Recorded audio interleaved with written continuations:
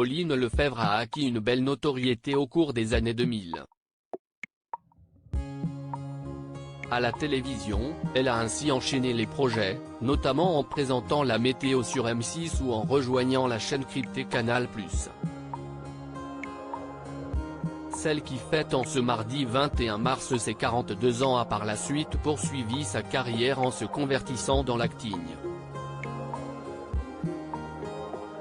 On a ainsi pu l'apercevoir dans plusieurs films et téléfilms au début des années 2010. Mais depuis, la comédienne se fait beaucoup plus discrète d'un point de vue médiatique, acceptant principalement des rôles dans des pièces de théâtre. En septembre 2019, par exemple, elle a joué dans la pièce de Laurent Ruquier, intitulée Le plus beau dans tout ça, au Théâtre des Variétés.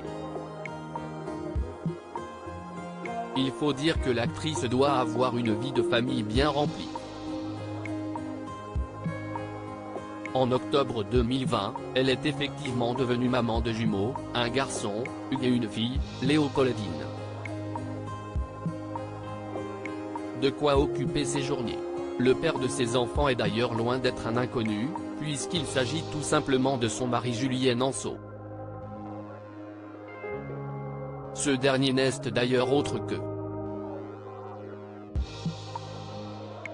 le fils de Chantal Latsou. Nul doute qu'Hugues et Léopoldine auront donc des prédispositions pour le cinéma, la comédie et la télévision, puisque Julien Anceau est lui réalisateur.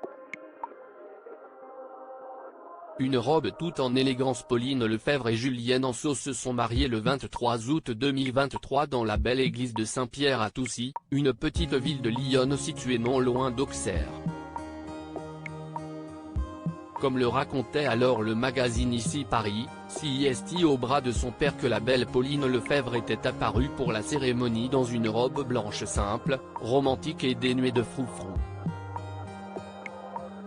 Parmi les invités présents, il y avait bien évidemment la mère du marié, Chantal Latsou, mais aussi le réalisateur Patrice Lecomte avec qui Pauline Lefèvre a tourné en 2011 le film intitulé Voir la mer.